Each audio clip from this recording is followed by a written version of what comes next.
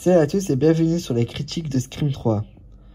Nous retrouvons Cotton Weary après les événements de Scream 2, qui est devenu une star populaire et qui a sa propre émission Cotton, 100% Cotton c'est, et aussi qui tourne dans un film de Stab 3.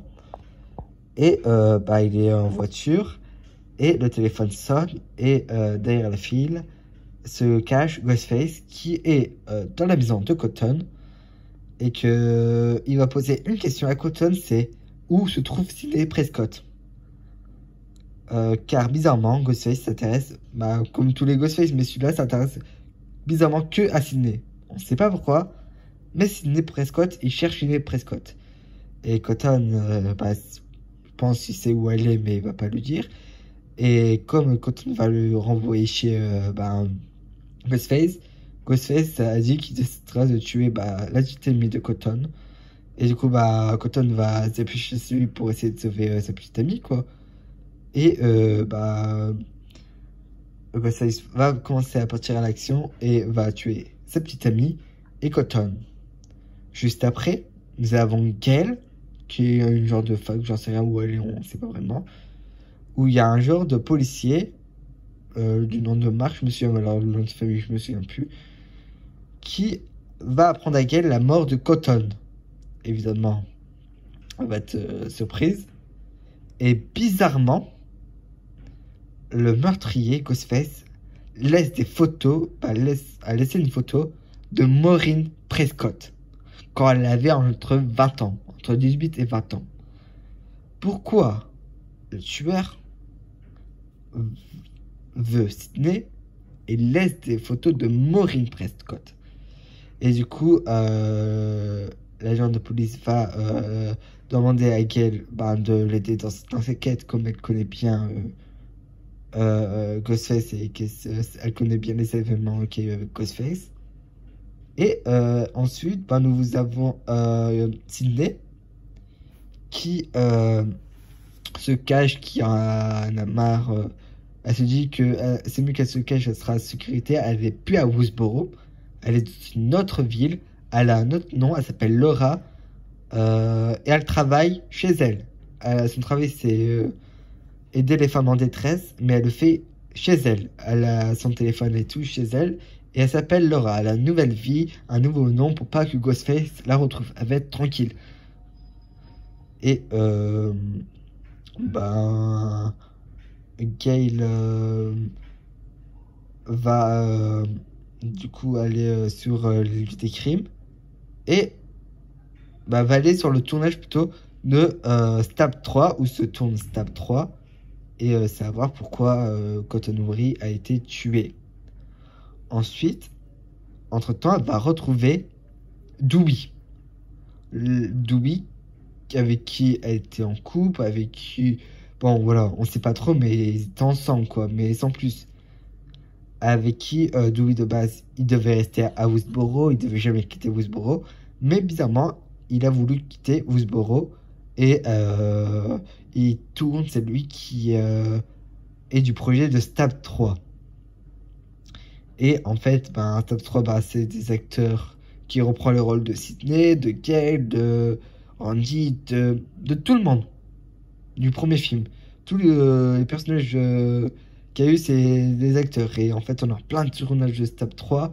Et le tueur va tuer dans l'ordre du script donné. C'est-à-dire que chaque personnage doit mourir dans un tel ordre. Et il va tuer chaque victime au même moment. Après, ça va être une actrice qui joue... elle s'appelle Sarah, qui joue Casey, je crois, entre guillemets, mais c'est pas vraiment Casey. Dans le rôle, c'est un autre nom, mais c'est Casey, c'est une blonde au carré cheveux blonde, c'est... Elle joue le rôle de Casey, voilà, sans plus. Et il va tuer au fur et à mesure, après, c'est Gail et tout ça. Ensuite, Sidney, elle était tranquille et tout ça. Et le tueur va appeler Sidney. Ça veut dire que le tueur a trouvé Sidney Et du coup, elle est plus en sécurité où elle était. Et du coup, elle va rejoindre Dewey et Gale parce que bah, elle est plus en sécurité et elle se sent plus en sécurité avec Dewey que si elle est tout seule. Et je pense que tout le monde, c'est normal d'être plus en sécurité avec quand même un flic tout seul, quoi, dans ta maison. Et du coup, bah, les événements vont continuer, les acteurs vont mourir, euh, les acteurs principaux vont tourner en rond. Le méchant a toujours, à chaque mort, va laisser des photos de Maureen Prescott. On va apprendre que Maureen Prescott, avant, elle était actrice et elle n'a pas fait toute sa vie à Woodsboro, comme tout le monde pense, mais elle a fait presque toute sa vie à Woodsboro avant de rencontrer le père de Sydney. Désolé pour avoir un petit peu coupé, mais c'est pas grave. Du coup, je disais, Maureen Prescott avait fait presque toute sa vie à Woodsboro avant de rencontrer le père de Sydney. Et ça veut dire que Maureen Prescott, en plus d'être une actrice pour réussir à Hollywood, bah, il faut, voilà quoi, je vais pas vous faire un dessin, mais elle a dû faire des choses pas très cool. Et de toute façon, on l'a dit dans le premier Scream, voilà, c'était pas une personne très sympa. Et du coup, bah, on a Dewey, Gale et tous les autres. Comme je dis, les meurtres continuent dans. Je l'ai pas dit, mais c'est un genre de. Une grande maison d'édition, je crois, c'est un truc comme ça. Et au final, le tueur va être Roman. Et on va apprendre que si il laissait des photos de Maureen Prescott et tout ça, c'est parce que c'est le frère de Sydney. Et il est jaloux que bah, Sydney a toute sa popularité et que Maureen n'a pas reconnu en tant que fils. Et voilà. C'est-à-dire que... Et du coup, bah, pour se venger, bah, il veut retrouver Sydney pour évidemment la tuer. Et on a une scène de bagarre où interminable entre Sydney et Roman, où Sydney va évidemment gagner, elle va le poignarder. Faut savoir que il va revenir vite fait, c'est un genre de Superman.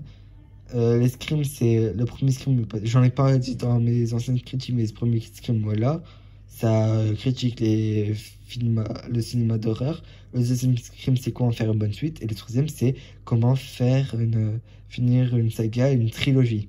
Voilà, et c'est un peu un genre de Superman, mais évidemment. Et il tire dans la tête et c'est bon, il meurt. Et voilà, la conclusion, voilà, c'est ça.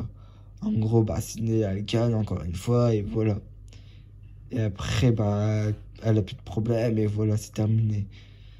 Voilà, c'est tout pour cette critique. Alors, les points positifs, c'est bah, l'entour de Gale, Sydney et Dewey, qui est bien. Je trouve Roman en tueur qui est tout seul en plus, qui est vraiment excellent. Les points négatifs, c'est les autres personnages, hein, très clairement, on s'en fout littéralement. Il n'y a pas de développement. Il n'y a aucun personnage qu'on. qu'on. juste. qu'on. euh, on a une empathie pour un personnage. Il n'y a aucun personnage secondaire qu'on a une empathie. Et bah, un peu dommage que. Normalement, ils font encore des erreurs bêtes, Gale, Louis et Sidney. Alors qu'ils connaissent sa force Ghostface. Mais bon, voilà. Mais sinon, en soi, bah, le film est bon. C'est certes peut-être le moins bon peut-être de la saga, mais il est pas mauvais. Il est bon.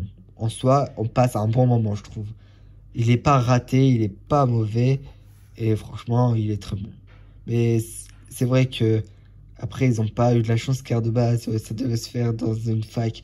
Mais il y a eu un attentat, du coup, ça s'est pas fait dans la fac pour respecter victimes. Euh, mais sinon, soit il est bon.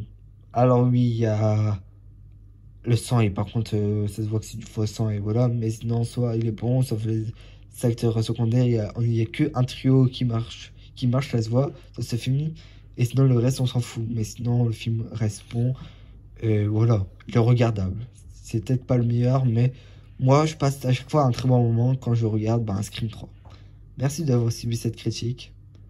On se retrouvera sûrement une prochaine fois pour la critique de Scream 4.